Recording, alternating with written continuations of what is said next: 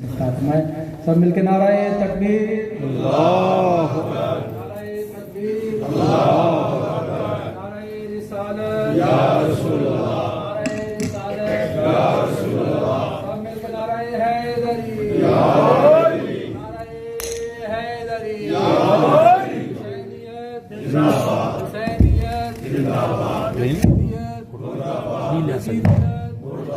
रहमत दिए मोहम्मद वाले मोहम्मद बाबा से बुलंद सलावत।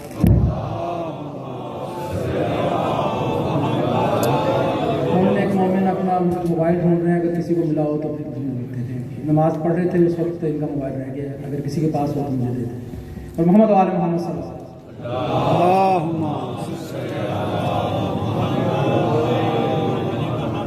آل محمد رحم الله من قرأ الفاتحة. بسم الله الرحمن الرحيم اللهم اغفر للمؤمنين والمؤمنات والمسلمين والمسلمات الأحياء منهم والأموات تابع بيننا وبينهم الخيرات إنك سميع مجيب الدعوات إنك قاضي الحاجات إنك لا جعلت لكل شيء قدرا إن الله وملائكته يصلون على النبي يا أيها الذين آمنوا صلوا عليه وسلموا تسليما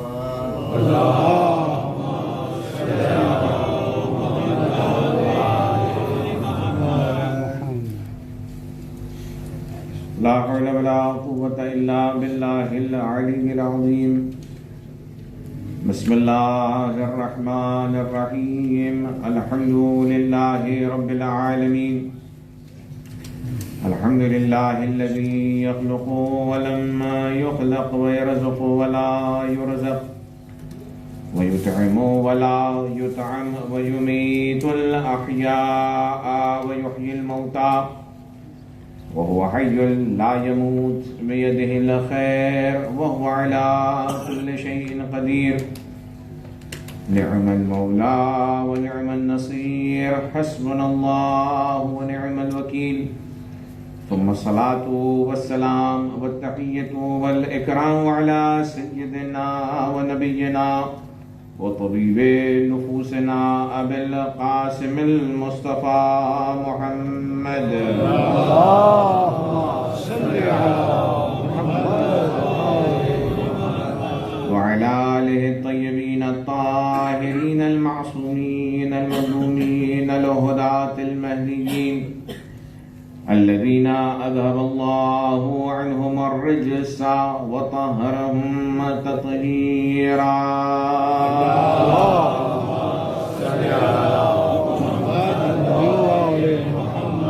واللعنة الدائمة الباقية على أعدائهم أعداء الله. أما بعد قال الله تبارك وتعالى بسم الله الرحمن الرحيم وجعلنا منهم أئمة يهدون بأمرنا لما صبروا وكانوا بآياتنا يوقنون. ایک صلوات پڑھیں محمد وآل محمد. اللهم صل على محمد وآل محمد. سلسلہ مجالس کا یہ نواں سلسلہ ہے اور آج 9 محرم کی شب میں ہم وارد ہو چکے ہیں. ایام بڑی تیزی سے گزر گئے لیکن ہم نے بھرپور کوشش کی ہے کہ عزائے حسین کو برپا کریں اور اس عزا کے طفیل میں موضوع امامت سے عقیدہ امامت سے وابستہ مزید وابستگی حاصل ہو. ہم نے یہ عرض کیا کہ امام ہم معتقد ہیں کہ خلیفہ ہو کہ رسول ہو کہ نبی یا امام ہو یا ائمہ سب کے سب کا انتخاب اللہ تبارک و تعالیٰ کرتا ہے. یہ عصمت کے درجے پر فائز ہیں. یہ غیب اور شہود کے جاننے والے ہیں. اللہ نے انہیں یہ علم دیا ہے. یہ سچے ہیں. صادقین انہیں کہا جاتا ہے. اور پھر اس کے بعد قرآن مجید سے ان کا گہرا تعلق ہے. یہ قرآن سے کے ساتھ ہیں اور قرآن ان کے ساتھ ہے. تو لہٰذا ہم نے یہ عشرے میں کوشش یہ کی ہے کہ اکثر ان آیات کی طرف رجوع کریں کہ جو مدح اہل بیت اطہار علیہ السلام ہے، اور ہماری گفتگو کا محور ہی قرآن، کیونکہ امامت در آئین قرآن و حدیث. تو لہٰذا وہ آیات بھی آپ کی خدمت میں پیش کی تمام استدلالوں کے ساتھ کہ جو امام زمانہ سے مرتبط ہیں، اور گزشتہ 2 روز سے ان آیات کو آپ کی خدمت میں پیش کر رہا تھا جو میرے مولا ابا عبداللہ الحسین علیہ السلام سے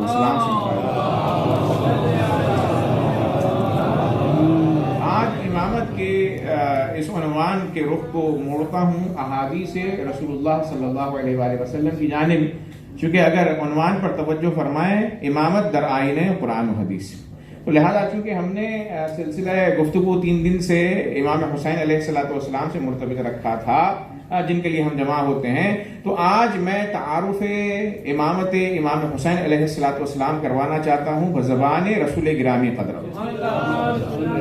حضور نے فرمایا اپنی معروف حدیث میں کہ جسے آپ سنتے رہتے ہیں اور آپ کے اذہان عالیہ میں وہ حدیث موجود ہے، لیکن سرسری طور پر کل میں نے اسے بیان کیا تھا، طولانی حدیث ہے.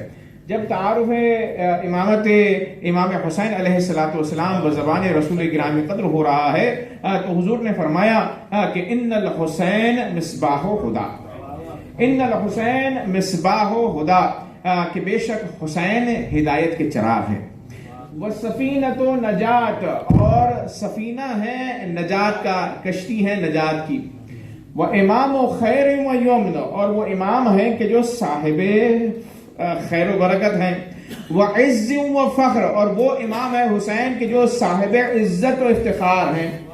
وبحر علم و ذخر، اور حسین علم کا دریا ہے اور ہر قسم کا کمالات کا سرمایہ ابا عبداللہ الحسین میں پایا جاتا ہے. اب عزیزان گرامی آئیے اس حدیث کو انالائز کرتے ہیں، توجہ کرتے ہیں، تفسیر کرتے ہیں کہ حضور نے فرمایا تو کیا فرمایا. فرمایا ان الحسین مصباح خدا، بے شک حسین چراغ ہدایت ہیں. گزشتہ مجالس میں نے عرض کیا تھا کہ حسین نور ہیں کہ جن کی اتباع سے کامیابی حاصل ہوتی ہے. یہ حدیث اسی آیت کی تفسیر کر رہی ہے، اور حضور نے فرمایا ان الحسین مصباح خدا، کہ بے شک حسین چراغ ہدایت ہیں. تو بزرگان گرامی چراغ کیا کرتا ہے؟ چراغ روشنی عطا کرتا ہے. چونکہ ظاہر سی بات ہے یہ نور ہیں، تو نور حسین کو نور کیوں کہا گیا؟ کیونکہ وہ ینورونہ، کہ جو اس سے منسلک اور مرتبط ہو جاتا ہے حسین سے، میرے مولا اسے منور فرما دیتے ہیں. ایک صلوات پڑھیں محمد و آل محمد.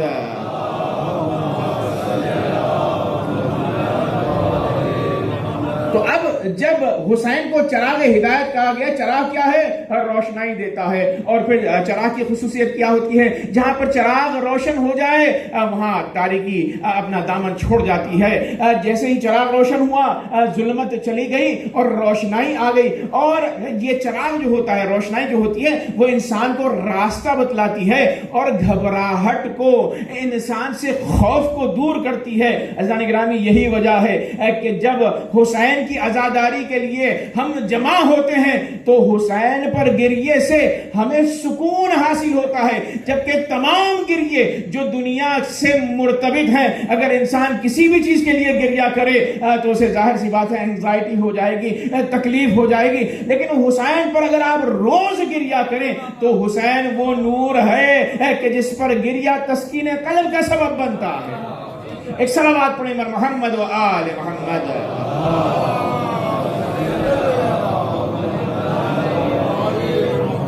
جس کو بھی مان لو ہمارا حسین ہے، جس کو بھی مان لو ہمارا حسین ہے. دنیا میں ہم کو سب سے پیارا حسین ہے. جس لا الہ کو پڑھ کے مسلمان تم ہوئے، اس لا الہ کا اب بھی سہارا حسین ہے. ایک صلوات پڑھیں محمد و آل محمد.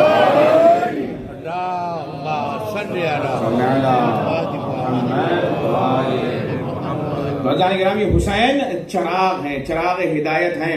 اور عزیزان گرامی جو چراغ ہوتا ہے ظاہر ہے وہ راستہ بتلاتا ہے، لیکن چراغ انسان کو منزل مقصود تک نہیں پہنچاتا. اور عزیزان گرامی یہ بھی بات ضمن میں عرض کر دوں، رسول اللہ نے حسین کو کہا ان الحسین مصباح خدا، حسین چراغ ہدایت ہے، ہدایت کا چراغ ہے۔ اور قرآن مجید کیا ہے؟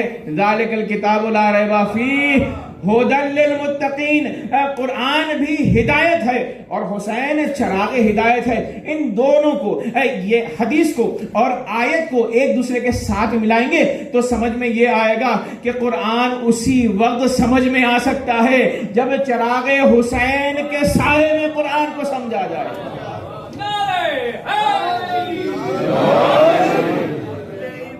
کل قرآن حق دا امام نعرہ، قرآن کتاب ہدایت ہے اور حسین چراغ ہدایت ہے۔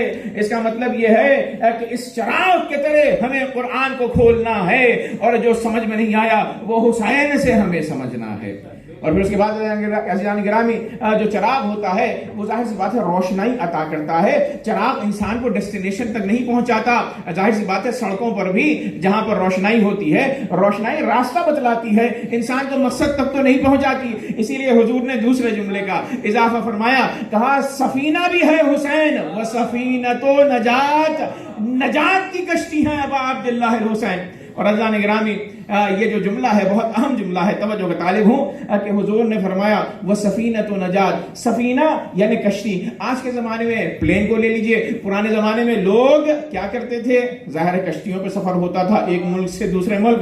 آج کے زمانے میں جہاز پر ہم سفر کرتے ہیں۔ تو عزیزان گرامی، جب آپ کسی سواری پر، سفینے پر سوار ہو جائیں، چاہے وہ کشتی ہو چاہے ایروپلین ہو، جو کشتی کا ناخدا ہے یا ہوائی جہاز کا پائلٹ ہے، جب آپ پلین میں بیٹھ جائیں تو آپ سے کہتے ہیں بیلٹ کو باندھ لیجئے گا، امنیتی اور احتیاطی تدابیر کو مد نظر رکھیں، ملحوظ رکھیں۔ پائلٹ آپ کو یہ گارنٹی نہیں دیتا، ایویشن میں کوئی ایئر لائنز آپ سے یہ نہیں کہتی کہ ہم 100% آپ کو ڈیسٹینیشن تک پہنچا کر رہیں گے۔ وہ کہتے ہیں اگر حالات سازگار ہوئے تو ضرور پہنچیں گے، لیکن 100% کوئی گارنٹی نہیں دیتا۔ تو رسول اللہ نے اس جملے میں بڑے ہی توجہ کے ساتھ فرمایا وہ سفینۃ و نجات، حسین کا سفینہ عام سفینوں کے ویسا نہیں ہے۔ اگر تم اس سفینے پر سوار ہو جاؤ گے تو نجات گارنٹڈ ہے اور حتمی ہے، یعنی حسین تمہیں لقاء اللہ تک پہنچا کر رہیں گے۔ ایک صلوات پڑھیں بر محمد و آل محمد۔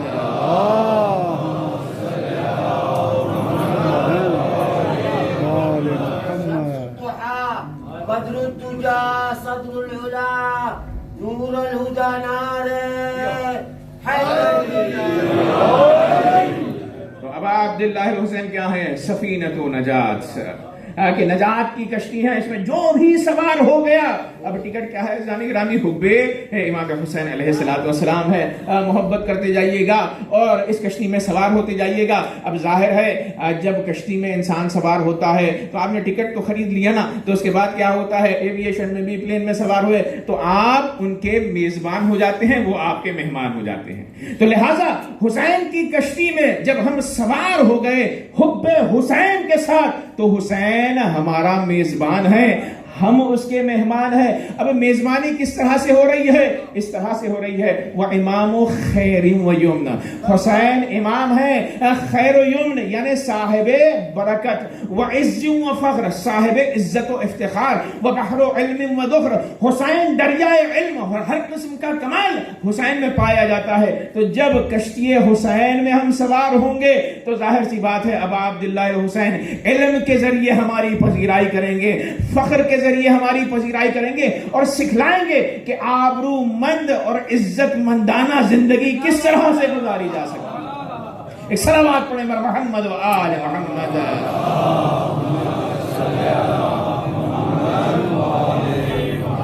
اسی لیے جان گرامی جو حسین کا ماننے والا ہے اور حسین سے جو متمسک نہیں ہے اس میں بہت بارز فرق نظر آتا ہے۔ حسینی ہمیشہ عزت کو احترام دیتا ہے، عزت کا اہتمام کرتا ہے اور ذلت سے وہ دور رہتا ہے، اور یہ ساری کی ساری چیزیں اس وقت آ سکتی ہیں کہ جب اپنا مقتدا ہم حسین کو مانیں۔ ظاہر سی بات ہے اگر ہمارا مقتدا حسین ہوگا تو وہ عزت کے ساتھ زندگی گزارنا سکھائے گا، وہ نجات کا سبب بنے گا ہمارے لیے اس دنیا میں اور آخرت میں۔ اور جان گرامی حسین وہ ہیں کہ جو کہا گیا ان الحسین مصباح ہدا وہ سفینۃ و نجات، نجات کی کشتی، اس میں ہر ایک سوار ہو سکتا ہے، چاہے وہ انسانوں میں سے ہو، چاہے وہ جنات میں سے ہو چاہے وہ ملائکہ میں سے ہو، حسین نے نجات ہر ایک کو دی ہے۔ اور عزیزان گرامی، حسین کی نجات کا کیا کہنا کہ نجات انسانوں کو بھی دیں گے اور دینے والے ہیں، اور فرشتوں کو بھی حسین نے نجات عطا کی۔ آپ کی توجہ پہنچ گئی فطرس کی طرف، لیکن واقع فطرس کو میں بیان کرنا چاہتا ہوں اس لیے کہ کچھ اس پر اعتراضات ہیں تاکہ ان کے بھی جوابات ہو جائیں۔ صلوات پڑھیں بر محمد و آل محمد۔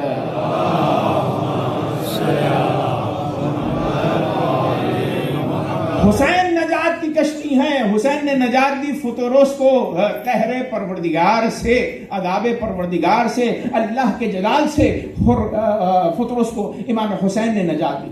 یہ شیخ صدوق اپنی کتاب اعمال صدوق میں لکھتے ہیں کہ ایک مرتبہ جیسے ہی امام حسین علیہ السلام کی ولادت ہوئی تو 70,000 فرشتوں کے ساتھ جبرائیل امین گزر رہے تھے تاکہ رسول اللہ کی بارگاہ میں آئے، تحیات اور سلام پیش کریں۔ جب گزر رہے تھے تو فطرس کے جو عذاب الہی میں گرفتار تھا، جس کے پر جل چکے تھے، وہ ایک جزیرے میں تھا۔ کتنے سال سے؟ 700 سال سے۔ توجہ کا طالب عزیزان گرامی، 700 سال سے عذاب الہی میں پر اس کے جل گئے، اور وہ ایک جزیرے میں ہے، اور جزیرے میں وہ کیا کر رہا ہے؟ اللہ تبارک و تعالیٰ کی عبادت کر رہا ہے۔ تو جیسے ہی اس نے دیکھا کہ ایک جھنڈ چلا جا رہا ہے، ایک گروہ ملائکہ کا جا رہا ہے جس کی رہبری کر رہے ہیں جبرائیل امین، تو ایک مرتبہ جبرائیل اس نے پکارا، کہا کہ اے اللہ کے ملک، عظیم ملک، کہاں جا رہے ہو؟ تو کہا حسین متولد ہوئے ہیں۔ فضان گرامی، جیسے ہی نام حسین فطرس نے سنا تو ایک مرتبہ تمنا جاگی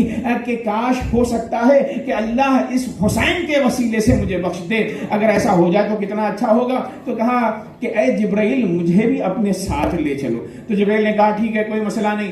آئے، تحیات پیش کی رسول اللہ کی خدمت میں، اور پھر اس کے بعد جب ساری گفتگو ہو چکی تو ایک مرتبہ اعمال صدوق میں یہ روایت ہے کہ جبرائیل نے رسول اللہ سے کہا، یا رسول اللہ، یہ فرشتہ ہے، یہ کچھ آپ سے کہنا چاہتا ہے۔ اس فطرس نے کہا، یا رسول اللہ، آپ رحمت للعالمین ہے، مجھ پر اللہ کا قہر ہے، دعا کر دیجئے، دعا آپ کی قبول ہو جائے گی تو مجھے نجات ہو جائے گی عذاب سے، میں پھر سے دوبارہ فرشتوں میں چلا جاؤں گا۔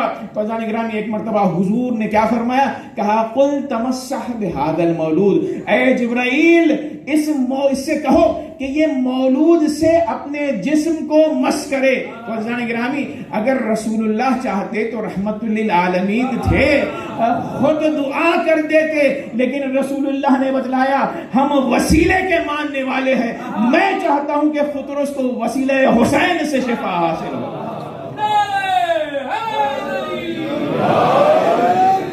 اب تو بھی مانگ لے حسین سے شفا، اب تو بھی مانگ لے حسین سے شفا۔ حکمت میرے حسین کی وسیع و عریض ہے، اتنا بڑا طبیب ہے، زہرا کا لاڈلا، فطرس میرے حسین کا پہلا مریض۔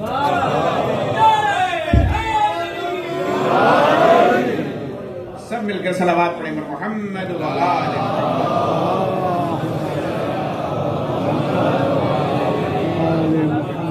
فضان گرامی، رسول اللہ نے کہا قل لہو تمسح بهذا المولود، اس سے کہیں کہ اپنے آپ کو اس مولود سے لمس کرے۔ تو رسول اللہ نے چونکہ قہر پروردگار تھا، ڈائریکٹ اس فطرس سے گفتگو نہیں کی اور کہا کہ لمس کریں۔ اور یہ تو شیخ صدوق نے نقل کیا ہے، علامہ مجلسی نے بہار میں یہ کہا کہ اس سے کہو چونکہ قہر پروردگار ہے، جس میں امام حسین سے نہیں بلکہ گہوار حسین سے اپنے آپ کو مس کرے۔ فضان گرامی، یہاں پر پھر سے بات ثابت ہوئی کہ جو چیز منسوب ہو جائے امام حسین علیہ السلام سے تو وہ بھی شفا بخش ہے۔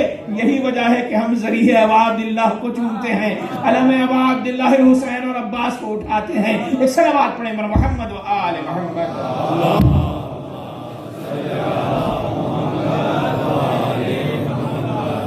تو رسول اللہ نے دوسری روایت کے مطابق کہا کہ اس سے کہیں کہ وہ گہوار حسین سے اپنے آپ کو لمس کرے۔ یہی وجہ ہے کہ امام عسکری علیہ السلام نے، جسے مفاتی میں بھی ہم دعائے شعبان میں نقل کرتے ہیں، آدھا فطرس بمہدے، فطرس نے پناہ حاصل کی گہوار حسین سے، وَنَحْنُ عَائِدُونَ مِن بَعْدِهِ إِلَىٰ قَبْرِهِ، اور شہادت حسین کے بعد ہم پناہ لیتے ہیں قبر ابا عبداللہ الحسین سے۔ ایک صلوات پڑھیں مر محمد و آل محمد.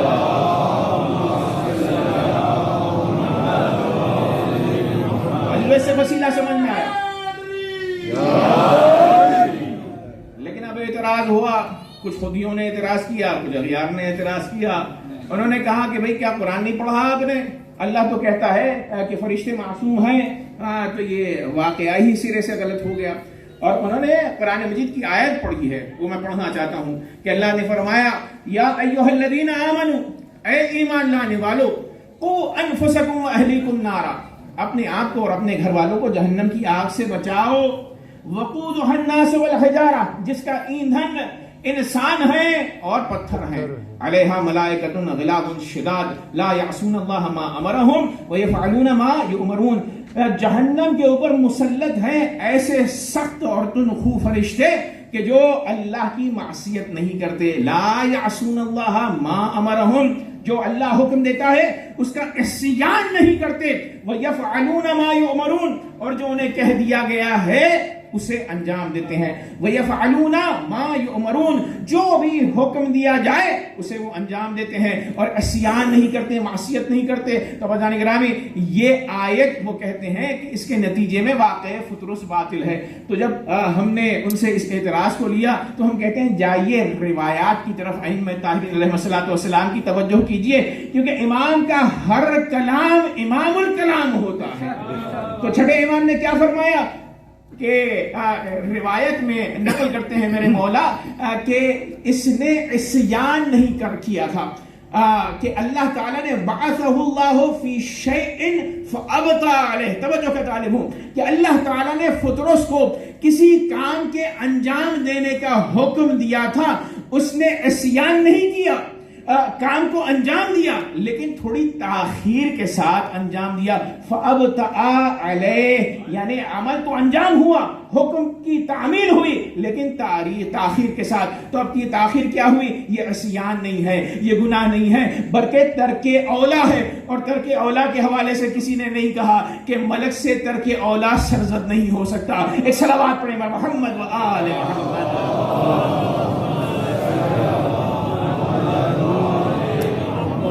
آپ کی آیت جو آپ نے پیش کی وہ ٹھیک ہے، صحیح ہے، لیکن ہم یہ کہتے ہیں کہ ملک سے عصیان نہیں ہوا، فطرس سے جو سرزد ہوا وہ ترک اولا ہوا ہے.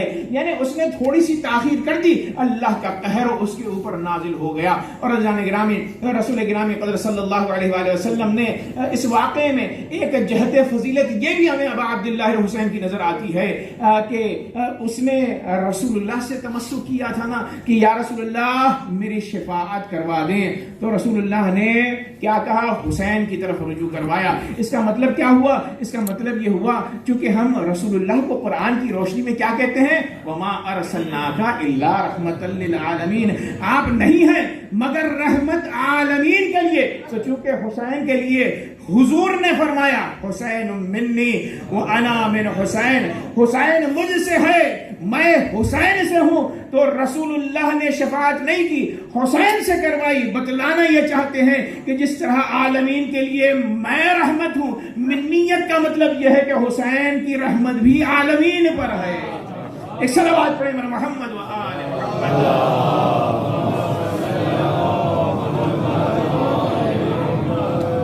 تو جس طرح رسول اللہ صلی اللہ علیہ وآلہ وسلم رحمت للعالمین ہے، اسی طریقے سے حسین بھی، اس کی رحمت ابا عبداللہ الحسین کی رحمت عالمین کے لیے ہے. اسی لیے کہا کہ رجوع ہو ابا عبداللہ الحسین کی طرف. اور عزیزان گرامی، یہ حدیث وہ حدیث ہے کہ جس کے مفہوم کو رسول اللہ نے ایک اور حدیث میں نقل کیا. یعنی حسین کا تذکرہ اسی حدیث میں نہیں ملتا کہ ان الحسین مصباح الہدی و سفینۃ النجات، بلکہ رسول اللہ نے حسین کا ذکر کسی اور مقام پر بھی پنجتن پاک کے ساتھ کیا کہ فرمایا مثل اہل بیت فیکم کمثل سفینۃ نوح، میرے اہل بیت کی مثال سفینہ نوح کی طرح ہے. من رکبہا نجا ومن تخلف عنہا غرق اور یا ہلکا.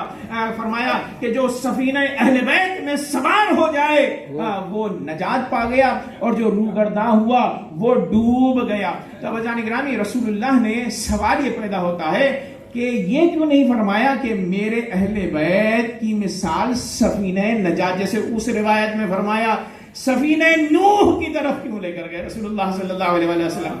اور یہ حدیث وہ ہے کہ جسے حدیث سفینہ کہا جاتا ہے، جس سے افضلیت اہل بیت ثابت ہوتی ہے، عصمت اہل بیت اطہار ثابت ہوتی ہے، اطاعت و تبعیت اہل بیت ثابت ہوتی ہے، تمام چیزیں اس میں شامل ہیں۔ یہ جامع حدیث ہے حدیث سفینہ، جسے فریقین نے نقل کیا۔ تو حضور سے پوچھا گیا یا رسول اللہ آپ نے نوح کی مثال کیوں دی؟ تو رسول اللہ پلٹ کر کہیں گے کہ نوح کے یہاں ایک بیٹا تھا کہ جس نے روگردانی کی جناب نوح علیہ السلام سے، تو وہ ہلاک اور غرق ہو گیا۔ تو رسول اللہ یہ کہنا چاہتے ہیں کہ اگر میرے اصحاب میں سے یا پنجتن کو چھوڑ کر، معصومین کو چھوڑ کر، اگر کوئی بھی شخص ازواج رسول سے سفینہ اہل بیت میں سوار نہیں ہوا تو اس کا حال وہی ہوگا کہ جو آل نوح کا ہوا تھا۔ ایک صلوات پڑھیں محمد و آل محمد۔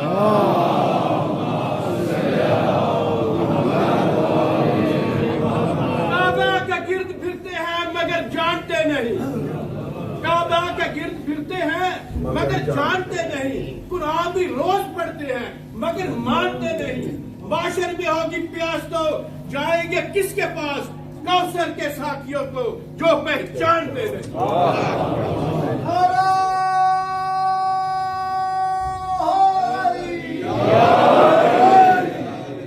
گرامی کہا سفینہ اہل بیت میں سوار ہو جاؤ، من رکبہا نجا، جو اس سفینے میں سوار ہوا وہ نجات پا گیا۔ اور یہ سفینہ اہل بیت سے مراد ظاہر سی بات ہے، جب بھی اہل بیت کہا جائے گا پنجتن پاک علیہ السلام ہوں گے، کیونکہ رسول اللہ نے دوسری حدیث میں تخصیص فرما دی ہے ان الحسین مصباح ہدی و سفینۃ نجات۔ تو ہمیں سمجھ میں آ جاتا ہے کہ اہل بیت سے مراد ظاہر سی بات ہے پنجتن پاک اور آپ کی آل سے ائمہ اطہار علیہ السلام ہے۔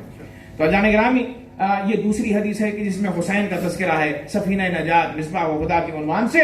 اور پھر جب میرے مولا امام جعفر صادق علیہ السلام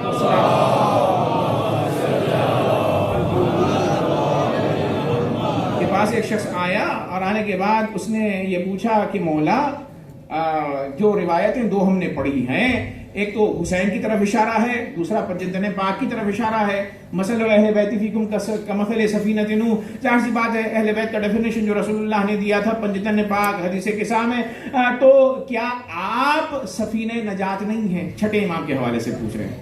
تو سائل نے یہ سوال پوچھا، پنجتن کے بارے میں روایت آئی ہے، مولا حسین کے بارے میں آئی ہے، تو کیا آپ سفینہ نجات نہیں ہے؟ تو چھٹے امام نے مسکرا کر فرمایا کلنا سفن النجات، ہم سب کے سب نجات کی کشتیاں ہیں، ہم تمام ائمہ نجات کی کشتیاں ہیں، ولیکن سفینۃ جدی الحسین اوسع وفی لجج البحار اسرع، لیکن حسین کے سفینے کی خصوصیت یہ ہے کہ حسین کا سفینہ بہت وسیع ہے اور دریا کے تلاطم میں تیزی کے ساتھ گزر جاتا ہے۔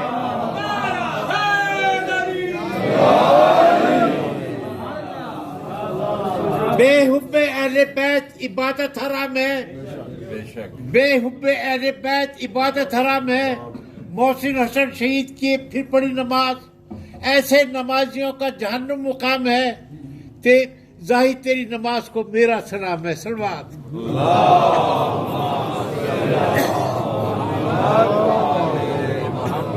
ولیکن سفینۃ جدی الحسین، لیکن میرے حسین، میرے جد حسین کا سفینہ اوسع سب سے زیادہ وسیع ہے، وفی لجج البحار اسرع، اور سمندر میں اس کے تلاطم میں تیزی سے گزر جاتا ہے۔ تو اس کا مطلب کیا ہوا؟ اس کا مطلب یہ ہوا جان گرامی حسین کا سفینہ وسیع کیوں ہے؟ کیونکہ ابا عبداللہ الحسین وہ ہیں، تمام ائمہ سفینہ ہے نا، تو جناب ابا عبداللہ الحسین کا سفینہ اس لیے وسیع ہے کہ اس سفینے سے 9 ائمہ وجود میں آئے ہیں جو کہ خود اپنے آپ میں ایک سفینہ ہے۔ تو ابا عبداللہ حسین خود سفینہ ہے اور موجد سفن النجات ہے، اسی لیے آپ کے سفینے کو وسیع کہا گیا ہے۔ ایک صلوات پڑھیں محمد و آل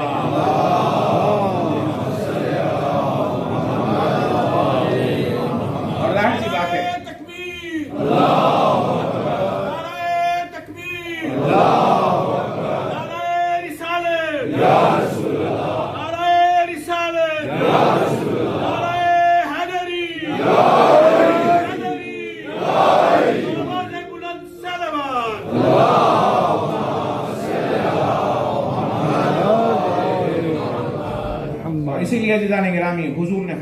رسول اللہ کی حدیث ہے، ان الحسین ابن علی، حسین کی عظمت آسمان پہ زمین سے زیادہ ہے۔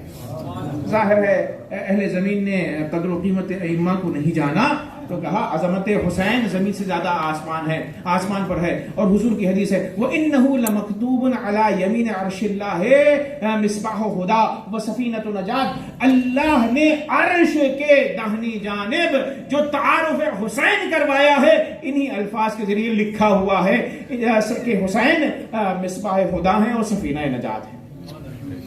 یہ کہاں لکھا ہوا ہے؟ عرش پر اللہ تبارک و تعالی نے مزین الفاظ میں۔ تو یہ حدیث اتنی اہم ہے کہ اگر اس کو ہمارے عزا خانوں میں لکھا جائے تو اس کا مطلب یہ ہوگا کہ یہ تأسی ہوگی عمل پروردگار کی۔ یہ حدیث لکھی جانی چاہیے، چونکہ حسین کا جو تعارف ہے اللہ کے نزدیک مصباح خدا و سفینۃ النجات، اور رسول اللہ نے فرمایا کہ عرش کے داہنی جانب یہ لکھا ہوا ہے۔ ایک صلوات پڑھیں محمد و آل محمد۔ گرامی حسین کی نجات، حسین کا سفینہ نجات ہے، اور ہر زمانے میں ہے، ہر ایک کے لیے ہے۔ اور عزیزان گرامی جس جگہ حسین دفن ہوئے ہیں وہ بھی خاک حسین یعنی خاک شفا، وہ بھی نجات کا سبب ہے۔ توجہ کا طالب عزیزان گرامی، اسی لیے روایات میں ہمارے یہاں بعض لوگ کوتاہی ہو جاتی ہے، کچھ جگہوں پر ہم تربت خاک شفا، جیسے کہ میں نے وعدہ کیا تھا اس موضوع پر میں بولوں گا، چونکہ یہ خاک عام خاک نہیں ہے، اس کا احترام ہے۔ لہذا بعض جگہوں پر کچھ کمیونٹیز میں یہ دیکھا گیا بھی سجدگاہ ہے، تسبیح ہے، اس کو ایسے ہی نہ چھوڑیے گا بلکہ بچوں کو سکھائیے کہ اس کا احترام پایا جاتا ہے، اور یہ وہ خاک ہے، خاک کربلا، کہ جو نجات بخش ہے۔ کیوں ہے؟ کیونکہ حسین کا خون اس میں شامل ہے، اور ظاہر ہے یہی وجہ ہے کہ ائمہ طاہرین علیہ السلام نے خاک شفا کے حوالے سے بہت کچھ فرمایا ہے۔ مثلا میرے مولا چھٹے امام جعفر صادق علیہ السلام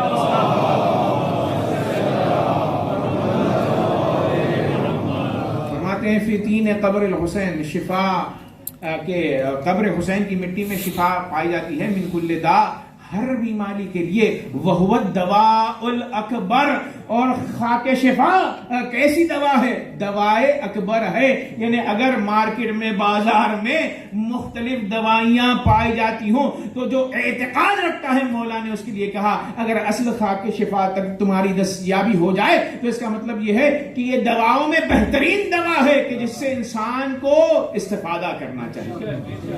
اور میرے مولا امام رضا علیہ السلام ایک حدیث میں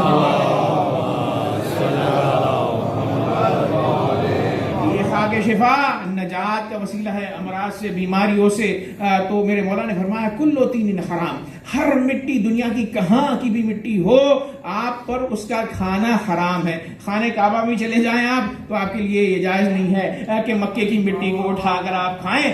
تو فرمایا میرے مولا نے، اسی لیے سمجھ میں آتا کل طین حرام، ہر مٹی کا کھانا حرام ہے۔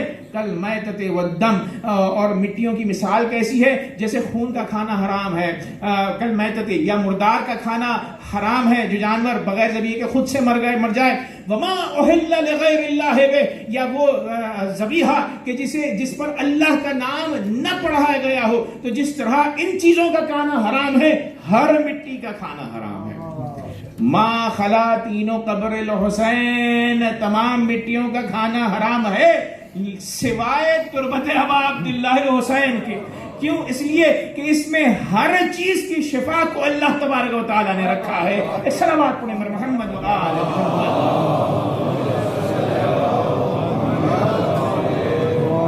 لہذا شمس العارفین سراج السالکین محب الفقراء والمساکین نعرہ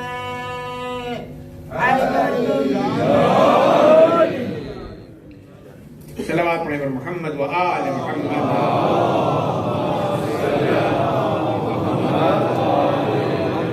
ما خلاتین و قبر الحسین۔ اب سوال یہ پیدا ہوتا ہے کہ قبر حسین تربت خاک شفا کا اطلاق ڈیفینیشن کیا ہے، کس چیز پر ہوتا ہے؟ تو اس حوالے سے بہت ساری روایات چھٹے امام سے وارد ہوئی ہیں۔ میرے مولا نے ایک روایت میں فرمایا، ترجمہ پڑھ رہا ہوں، روایت پڑھنے کا عربی میں جو ہے مجال نہیں ہے، تو میرے مولا نے فرمایا قبر حسین سے ایک روایت میں ملتا ہے چاروں طرف 20 ذراع، ذراع کہتے ہیں اس چیز کو، یعنی ہاتھ کے اس مسافت کو کہتے ہیں ذراع، تو کہا قبر حسین سے 20 ذراع تک جو مٹی ہے وہ خاک شفا ہے. دوسری روایت میں میرے مولا نے فرمایا 25 ذراع. پھر اس کے بعد یہاں تک کہ بات پہنچی ایک روایت میں 70 ذراع. اور ایک روایت کے مطابق میرے مولا نے فرمایا قبر حسین سے 1 میل کا فاصلہ، میل وہی مائل ہوتا ہے. اور پھر دوسری روایت میں چھٹے امام سے یہ روایت آئی ہے کہ میرے مولا نے فرمایا 4 میل. ایک روایت میں ملتا ہے چھٹے امام سے کہ قبر حسین سے لے کے چاروں طرف 1 فرسخ کی جو مسافت ہے ساری کی ساری خاک شفا ہے، تربت ابا عبداللہ حسین ہے. اور ایک روایت میں ملتا ہے 5 فرسخ، یعنی قبر حسین سے 1 فرسخ تقریباً 3 کلومیٹر بنتا ہے، 5 فرسخ تک تقریباً جو مسافت ہے میرے مولا نے فرمایا 5 فرسخ تک خاک شفا ہے. اور پھر اس کے بعد ایک روایت میں میرے مولا نے فرمایا ان عند راس الحسین لتربۃ حمراء، کہ سرحانے قبر حسین کے ایک سرخ مٹی ہے کہ جس میں ہر بیماری کی شفا موجود ہے. تو بھائیان گرامی ان روایات کو ساری کی ساری روایتیں معتبر ہیں، لیکن جو اختلاف نظر آتا ہے تو اسے فقہا بیٹھ کر جمع کرتے ہیں، جسے ہمارے فقہ میں کہا جاتا ہے احادیث میں اگر مختلف معانی ہے تو ان کا سلوشن کیا ہے، اسے جمع کیا کیسے جا سکتا ہے. تو شیخ طوسی نے ان تمام روایات کو جمع کر کے کہا یہ جو مسافتیں آئی ہیں 20 ذراع، 30 ذراع، 25 ذراع، 70 ذراع، تو امام یہ کہنا چاہتے ہیں کہ سر حسین کے پاس جو مٹی ہے اس کی زیادہ اہمیت ہے. جیسے جیسے دور چلے جاتے جائیں گے تو حد اکثر مسافت 5 فرسخ کو کہا گیا ہے، یعنی قبر حسین سے 5 فرسخ تک جہاں جہاں آپ چلے جائیں چاروں طرف وہ خاک شفا ہوگی. لیکن اس خاک شفا کو زیادہ فضیلت ہے جو قبر حسین سے نزدیک تر ہو. ایک صلوات پڑھیں بر محمد و آل محمد.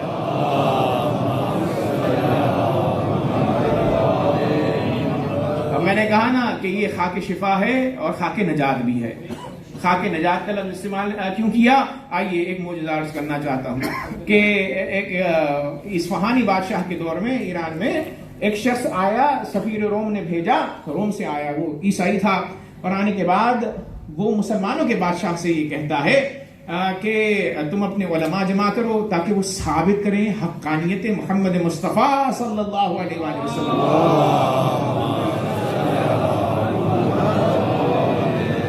علماء کو جمع کیا. فیض کاشانی بھی گئے، کتاب الوافی کے جو مؤلف ہیں وہ گئے. اور جانے کے بعد ظاہر سی بات ہے مناظرے میں چونکہ ہجوم ہوتا ہے، ظاہر سی بات ہے دوست گفتگو نہیں کر رہے ہیں نا، تو جاتے ہی فیض کاشانی نے اس سے یہ کہا کہ جس بھی بادشاہ نے تجھے بھیجا ہے تجھے بھیج کر اپنی حماقت کا اس نے ثبوت دیا. تو جیسے ہی اس عیسائی نے اس جملے کو سنا تو کہا مسیح اور مادر مسیح کی قسم اگر آپ میرے کمالات کو جانتے تو اس طرح کی بات نہ کرتے. اب اس کے کمالات کیا تھے؟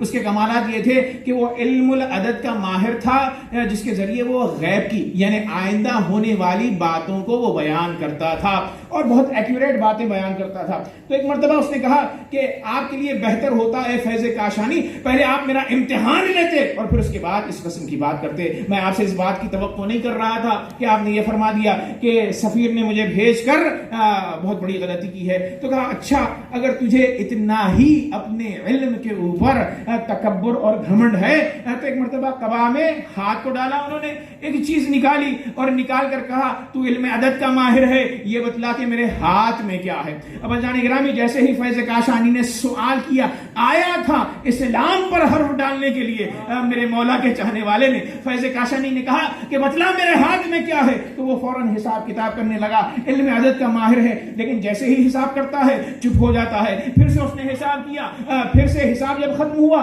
تو پھر وہ چپ ہو گیا. تو فیض کاشانی نے کہا کہ بڑے بڑے تو دعوے کر رہا تھا، کیا ہو گیا؟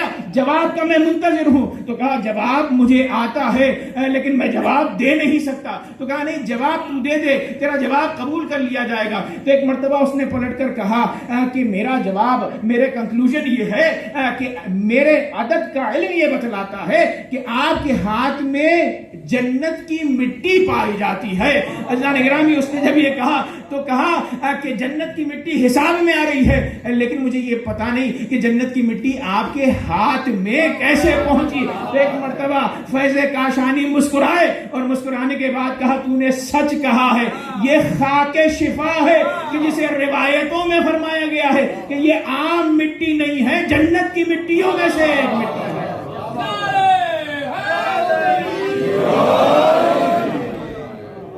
सलावत पढ़े मर मोहम्मद व आले मोहम्मद। मिटकर बना जो ज़िस्त की तौकीर कौन था? मिटकर बना जो ज़िस्त की तौकीर कौन था? पहनाई जिसने वक्त को जंजीर कौन था? एक हरफे ला इलाहा पे सब कुछ लुटा दिया। इंसान था, फरिश्ता था, शब्बीर कौन था?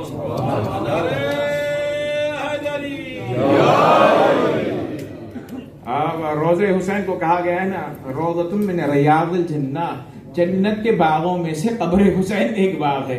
तो उसके हिसाब अदद में ये बात सही निकली कि हाथ में जो मिट्टी है ये आम मिट्टी नहीं है बल्कि जन्नत की है। तो फैज़ काशानी ने कहा ये जन्नत वही जन्नत रोज़े अबा अब्दुल्लाह हुसैन अलैहिस्सलातु वस्सलाम है, जिसे हम रोज़तुम मिन रियादिल जन्ना कहते हैं। जैसे ही उसने इस जुमले को सुना, आया था एतराज़ करने मुसलमानों के ऊपर, उसने कहा अशहदु अल्ला इलाहा इल्लल्लाह, अशहदु अन्ना मुहम्मदुन रसूलुल्लाह, अशहदु अन्ना अलीयुन वलीयुल्लाह। तो अज़ान गिरामी नतीजा ये है कि अबा अब्दुल्लाह हुसैन खुद भी सफीने नजात है, नजात का वसीला है, और खाके शिफा भी एक गैर मुस्लिम को मुसलमान बनाकर नजात अता करती है।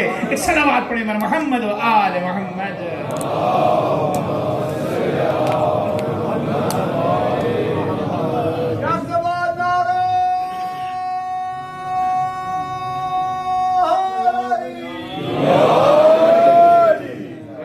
इस मिट्टी का एहतराम बे इंतहा ज़रूरी है। और इस मिट्टी के कमालात क्या हैं, जाइए पढ़िएगा तफसील से रिवायात में। चूँकि जाहिर सी बात है मजालिस में तमाम रिवायात को नकल करना जाहिर सी बात है इम्कान से बाहर है, ज़ाहिर है दामन वक्त में भी गुंजाइश नहीं होती है। लेकिन सरसरी तौर पर मैं अर्ज़ करना चाहता हूँ कि अइम्मा ताहिरीन अलैहिस्सलाम। अच्छा ये भी बात हो जाए कि ये सिलसिला कहाँ से शुरू हुआ है। लोग हमसे पूछते हैं कि ये जो हम तस्बीह तुरबत हुसैन से बनाते हैं ये कहाँ से शुरू हुई। तो जाहिर सी बात है जैसे जनाब हमजा जिनका लक़ब सैयदुश शुहदा था, जब आपकी शहादत हुई तो ये अमल फातिमतुज़ ज़हरा सलामुल्लाह अलैहा है कि बीबी गई और कब्रे जनाबे हमजा से जो मिट्टी आपने ली तो उससे तस्बीह को बनाया। तो पहले तस्बीह होती थी तुरबते कब्रे हमजा सैयदुश शुहदा से, और अज़ान गिरामी उससे पहले जनाब फातिमतुज़ ज़हरा जब तस्बीह फातिमा पढ़ती थी, जो कि खुद आप बीबी से मंसूब है, तो वो जाहिर सी बात है गिरह बांधती थी धागे के ऊपर और तस्बीह पढ़ा करती थी। लेकिन जैसे ही जनाब हमजा की शहादत वाक़ हुई तो उसके बाद तुरबते हमजा से कब्र हमजा से आपने ये काम अंजाम दिया। और जैसे ही हुसैन की शहादत वाक़ हुई तो जाहिर सी बात है उसके बाद ये लक़ब जनाबे सैयदुश शुहदा का लक़ब इमाम हुसैन अलैहिस्सलातु वस्सलाम से मुख्तस हुआ। तो कहते हैं कि इमाम सज्जाद अलैहिस्सलातु वस्सलाम वो थे कि जिन्होंने जब करबला से जा रहे थे तो खाके शिफा को लेकर गए, उससे तस्बीह को आपने बनाया। और जब शाम के बाजार में लोगों ने दरबार में देखा कि मौला तस्बीह गर्दानी कर रहे हैं जो कि खाक से बनी है, तो मेरे मौला से पूछा गया तो मेरे मौला ने फरमाया कि ये तुरबते अबा अब्दुल्लाह हुसैन है जिसकी मैंने तस्बीह बनाई। तो ये अमल डायरेक्ट इमाम अलैहिस्सलातु वस्सलाम से मुंतसब है। और फिर उसके बाद रिवायतों में मिलता है कि चौथे इमाम और पांचवें इमाम और छठे इमाम पहले ज़माने में जब भी सजदा करते थे तो खाक को खाक की शक्ल में, अब तो हमने मोहरें बना ली हैं, इमाम सज्जाद अलैहिस्सलातु वस्सलाम सजदा करते थे तुरबत अबा अब्दुल्लाह हुसैन अलैहिस्सलातु वस्सलाम पर। तो जाहिर है ये नस्से रिवायात में है, इसी वजह से हम जब भी सजदा करते हैं खाक अबा अब्दुल्लाह पर सजदा करते हैं, और सजदा अल्लाह तबारक व तआला के लिए है।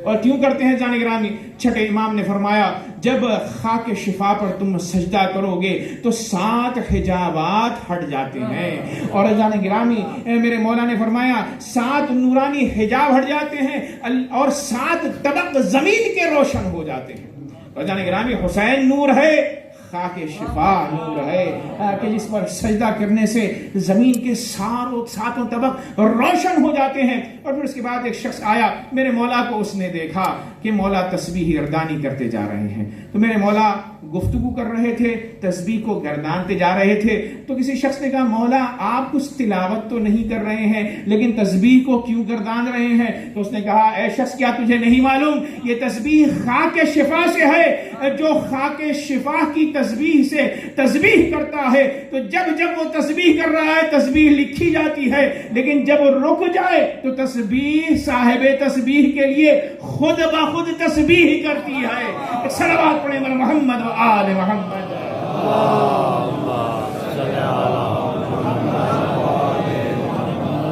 یہ تسبیح خود سے تسبیح کرتی ہے، اور اسے مفاتیح الجنان میں شیخ عباس قمی نے بھی لکھا ہے، جب آپ ایک مرتبہ سبحان اللہ والحمد للہ ولا الہ الا اللہ واللہ اکبر تسبیح خاک شفا پر ایک مرتبہ کہیں تو اللہ تعالیٰ 6000 حسنات لکھتا ہے اور 6000 گناہوں کو محو کرتا ہے، 6000 درجات انسان کے بلند ہو جاتے ہیں۔ اور کہا کہ ایک مرتبہ تربت خاک شفا والی تسبیح پر استغفر اللہ کہنا 70 مرتبہ استغفار کرنے کے برابر ہے۔ ایک صلوات پڑھیں بر محمد و آل محمد۔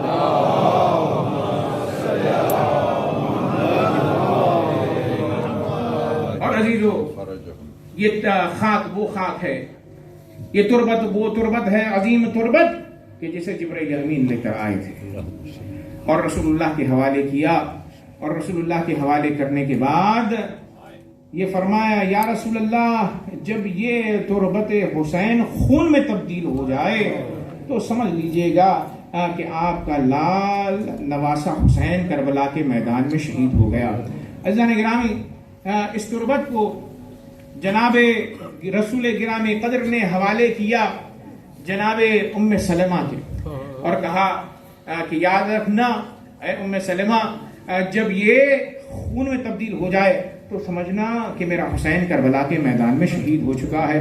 ظاہر سی بات ہے یہ پیغام شہادت حسین کا اللہ نے اہتمام کیا۔ اس زمانے میں تو میڈیا نہیں ہوتا تھا، اس زمانے میں تو مہینوں کے بعد سالوں کے بعد خبریں پہنچتی تھیں، تو خبر پہنچانے کے لیے اللہ نے یہ اہتمام کیا کہ تربت حسین ام سلمہ کے حوالے ہوئی، اور روایت یہ کہتی ہے کہ جیسے ہی عصر عاشور آئی تو ایک مرتبہ ام سلمہ سو رہی تھی، خواب میں رسول اللہ کو دیکھا، تو جیسے ہی رسول اللہ کو دیکھا اس عالم میں ہے کہ غبار ہے بالوں کے اوپر، رسول اللہ پریشان حال نظر آتے ہیں۔ ایک مرتبہ ام سلمہ اٹھی اور اٹھنے کے بعد خواب کے عالم میں پوچھا یا رسول اللہ کیا ہوا ہے آپ کی حالت، میں یہ کیا دیکھ رہی ہوں؟ تو کہا اے ام سلمہ یہ عصر عاشور کا وقت ہے، یہ سونے کا وقت نہیں ہے، میرا حسین کربلا کے میدان میں شہید ہو گیا۔ عزیزان گرامی، جیسے ہی اس جملے کو سنا ایک مرتبہ اس مٹی کی طرف دوڑی جو رسول اللہ دے کر گئے تھے، ایک مرتبہ جیسے ہی اس خاک شفا کو دیکھا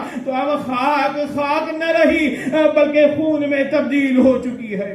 اجرکم اللہ۔ عزیزان گرامی، ہم 9 محرم الحرام کی شب میں وارد ہو چکے ہیں، اب پرسے کے آخری ایام ہیں، اور آج کس کا ماتم ہے؟ آج حسین کے لال علی اکبر کا ماتم ہے۔ عزیزان گرامی، 18 سال روایتوں میں عمر کے حوالے سے اختلاف ہے۔ عزیزان گرامی، جو لوگ کہتے ہیں 18 سال میرے مولا 18 سال کے تھے، تو جب سب کے سب شہادتیں اپنی پیش کرنے لگے تو علماء تاریخ نے یہ لکھا کہ بنی ہاشم میں سب سے پہلے جو شہید ہیں وہ جناب علی الاکبر ہیں۔ اسی لیے زیارت میں بھی یہ بات آئی ہے، سلام ہو ائمہ کا اس شہید پر کہ جو بنی ہاشم میں سب سے پہلا شہید ہے۔ عزیزان گرامی، روایت یہ کہتی ہے کہ ایک مرتبہ میرے مولا کے پاس آئے اکبر، اور آنے کے بعد کہا مولا مجھے جنگ کی اجازت دیجئے۔ عزیزان گرامی، ایک مرتبہ جیسے ہی اجازت مانگی تو کیسے اجازت دیں، سر سے پیر تک حسین نے اکبر کو دیکھا، کہا جاؤ زینب سے اجازت لو، اماں لیلا سے اجازت لو، اگر وہ اجازت دے دیں تو پھر میں تمہیں رخصت کروں گا۔ اب عزیزان گرامی، مجھے پتا نہیں کیسے اجازت لی، آئے اماں کے پاس، زینب اولیاء مقام کے پاس، اجازت جب مل گئی تو راوی یہ کہتا ہے کہ میں نے دیکھا کہ خیمے کا پردہ کبھی اٹھتا ہے کبھی گرتا ہے، کبھی اٹھتا ہے کبھی گرتا ہے۔ ماجرا کیا تھا عزیزو؟ علی اکبر کو اجازت زینب نے تو دے دی، مادر گرامی نے بھی اجازت دے دی، لیکن جوان جائے تو کیسے جائے؟ جب بھی اکبر خیمے سے باہر نکلنا چاہتے، کبھی زینب دامن تھام لیتی، کبھی سکینہ آگے بڑھ جاتی اور کہتی ہے میرے بھائی مجھے چھوڑ کر نہ جائیے۔ اجرکم اللہ۔ عزیزان گرامی، روایت میں یہ لکھا کہ ایک مرتبہ جیسے ہی میرے مولا کے پاس آئے اور آنے کے بعد کہا بابا میں نے اہل بیت حرم سے رخصت لے لی ہے، ماں سے رخصت لے لی ہے، زینب سے رخصت لے لی ہے، اب آپ بھی ہمیں اجازت فرمائیں۔ تو ایک مرتبہ میرے مولا نے گریہ کیا، گریہ کرنے کے بعد اب جب اجازت دی تو اکبر گھوڑے پر سوار ہوتے ہیں اور جیسے ہی چلنے لگتے ہیں تو میرے مولا نے کہ لکھا ہے ارباب مقتل نے کہ ہاتھوں کو بلند کیا اور یہ دعائیہ جملہ کہے، اللہم کن انت الشہید علیہم فقد برز الیہم غلام اشبہ الناس خلقا وخلقا ومنطقا برسولک، پروردگارا تو گواہ رہنا اب میدان کی طرف وہ جوان بنی ہاشم جا رہا ہے کہ جو صورت میں، سیرت میں اور گفتار میں نانا رسول اللہ سے بہت شبیہ ہے۔ جب بھی ہم رسول اللہ کا دیدار کرنا چاہتے تو علی الاکبر کو دیکھتے۔ اجرکم اللہ۔ عزیزان گرامی، اکبر چلے، گھوڑا دوڑا رہے ہیں۔ اس دعا کے بعد راوی یہ کہتا ہے کہ مولا بھی پیچھے پیچھے جانے لگے۔ ایک مرتبہ اکبر نے تیز گھوڑا دوڑایا، حسین تیزی کے ساتھ دوڑنے لگے۔ اکبر نے محسوس کیا کہ پیچھے سے کوئی آ رہا ہے، گھوڑے کو پلٹایا تو کیا دیکھتے ہیں، ابا عبداللہ الحسین اکبر کے پیچھے آتے جا رہے ہیں۔ فوراً گھوڑے کو دوڑایا، نزدیک آئے، کہا مولا اے میرے بابا، آپ نے اجازت تو دے دی تھی، پھر میرے پیچھے کیوں آ رہے ہیں؟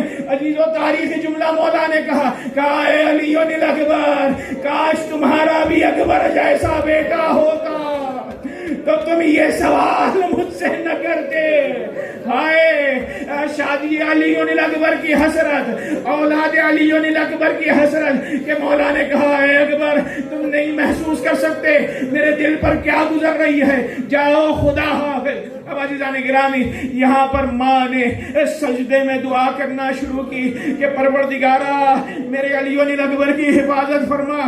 عزیزو، حیدر کرار کے پوتے ہیں، جیسے ہی اکبر نے صفوف کو چیرنا شروع کیا، جنگ کرتے گئے۔ روایت یہ کہتی ہے کہ 120 ظالموں کو واصل جہنم کیا، لیکن عزیزو ماں کی دعا تھی، فوراً خیمے کی طرف آئے۔ اب عزیزان گرامی، مقتل میں قیامت ہو گئی۔ ایک مرتبہ آنے کے بعد بابا سے ایک مرتبہ فرمایا العطش قتلنی وثقل الحدید اجہدنی، اے بابا مجھے پیاس مارے ڈال رہی ہے اور یہ جو میں نے زرہ پہنی ہے، یہ جو خود پہنا ہے، یہ گرمی کی تبش سے مجھے اذیت پہنچاتا ہے۔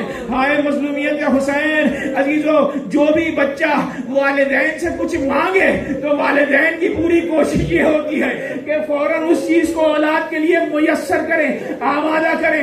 اب اس معصوم کے فرزند نے، علی الاکبر نے ایک عام سی چاہے بابا سے مانگی، حسین سے مانگی، کہا بابا کیا پانی کی کوئی سبیل ہو سکتی ہے؟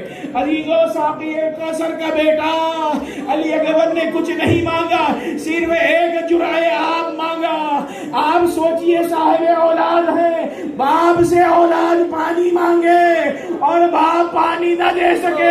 ایک مرتبہ حسین نے 2 باتیں پڑھی جاتی ہیں، کہا اے علی اکبر، پانی تو حسین نہیں دے پائے گا، اپنی زبان کو میری زبان پر رکھ دو۔ عزیزو، جیسے ہی زبان کو زبان پر رکھا، فوراً اکبر نے زبان کو کھینچا، کہا بابا آپ کی زبان تو میری زبان سے زیادہ خشک ہے۔ عزیزان گرامی، دوسرا جملہ جو پڑھا جاتا ہے، ایک مرتبہ مولا نے اپنی انگشتر کو اتارا، دہان علی اکبر میں رکھا اور کہا جاؤ علی اکبر، نانا رسول اللہ حوض کوثر پر جرعہ آب لے کر، پانی لے کر تمہارا انتظار کر رہے ہیں۔ عزیزو، اکبر چلے، پھر سے حملہ کیا۔ اس حملے میں 70 لوگوں کو واصل جہنم کیا، 80 افراد کو واصل جہنم کیا۔ تاریخ یہ لکھتی ہے کہ اتنا شجاع سپاہی ہے کہ کم سے کم 200 شجاع افراد کو جب اکبر واصل جہنم کر چکے تو لشکر نے یہ دیکھا کہ اکبر پر قابو نہیں پایا جا سکتا ہے۔ تو عزیزان گرامی، اس کوفی لشکر نے پھر سے دغا کی، ایک ظالم کمین گاہ میں چھٹ کر بیٹھ گیا۔ اب اکبر گھوڑا تیزی سے دوڑا رہے ہیں، حملہ کرتے جا رہے ہیں، میمنے کو میسرے پر، میسرے کو میمنے پر۔ عزیز و تاریخ میں یہ لکھا ہے کہ وہ چھپ کر بیٹھا ہوا ہے پتھر کی آڑ میں کہ ایک مرتبہ جیسے ہی اکبر گھوڑا دوڑاتے ہوئے اس ظالم سے قریب ہوئے تو ایک مرتبہ وہ اچانک سامنے آیا اور اس نے ایک ایسا نیزہ پھینکا کہ جو سینہ اکبر میں پیوست ہوا۔ ایسا سخت نیزہ تھا کہ اکبر پشت فرس پر سنبھل نہ سکے، زمین کربلا پر آئے اور آنے کے بعد کہا السلام علیکہ یا ابتا، اے بابا دور سے میرا سلام کیجیے، قبول کیجیے۔ عزیزو، جو بھی شہید کربلا میں گرتا تھا پشت فرس سے وہ کہتا تھا مولا میری مدد کو آئیے، لیکن اکبر نے یہ جملہ نہیں کہا السلام علیکہ یا ابتا، بابا آنے کی زحمت نہ کریں، دور سے علی اکبر کا سلام قبول کریں۔ اجرکم اللہ۔ عزیزان گرامی، جیسے ہی سلام ہوا تو ایک مرتبہ حسین نے کہا اے اکبر، تمہاری شہادت کی وجہ سے، تمہاری اس آواز کی وجہ سے میری آنکھوں کے سامنے اندھیرا آ گیا ہے، مجھے دکھائی نہیں دیتا۔ اے اکبر آواز دو، آواز کے سہارے تم تک پہنچنا چاہتا ہوں۔ اب عزیزان گرامی، حسین آواز کے سہارے پہنچے اور ایک مرتبہ اکبر کا عالم یہ ہے کہ ہاتھ رکھا ہوا ہے سینے کے اوپر، لاشے کو اٹھانا چاہتے ہیں، اکبر کراہ رہے ہیں، تکلیف کا اظہار کر رہے ہیں، کسی بات کو یہ منظر نہ دکھائے جو حسین نے دیکھا۔ کہا اے اکبر کیا ہوا؟ تو ایک مرتبہ اکبر نے کہا بابا سینے میں برچی کا پھل ہے۔ حسین نے ہاتھ کو ہٹایا۔ اب عزیزو، جناب ابراہیم سے کہوں گا خنجر چلانا اسماعیل پر آسان تھا۔ اے ابراہیم و اسماعیل، کربلا کے میدان میں آؤ اور حسین کو دیکھو کہ یہ ذبح عظیم ہے۔ ایک مرتبہ مجھے نہیں پتا، حسین نے ہمت جٹائی، ہاتھ دو زانو ہو کر بیٹھے، سینہ علی اکبر پر ہاتھ رکھا، برچی کے پھل کو پکڑا، یہی کہا ہوگا اے حیدر کرار، خیبر کا در اکھاڑنا آسان ہے، یا علی مدد۔ اب عزیزو، جیسے ہی برچی کے پھل کو نکالا، علی اکبر نے ایک مرتبہ سسکسی لی اور ایک مرتبہ علی اکبر کی روح پرواز ہو گئی، حسین کی ہمت ٹوٹ گئی۔ ایک مرتبہ لاش اکبر کو چھوڑا، خیمے کی طرف رخ کیا، کہا اے جوانان بنی ہاشم، حسین ہر لاشا اٹھا سکتا ہے لیکن بیٹے کا لاشا، وہ بھی اکبر جیسے کڑی جوان کا لاشا، میری ہمت نہیں ہو رہی ہے۔ اے جوانان بنی ہاشم، آؤ اکبر کو اٹھا کر خیمے کی جانب چلو۔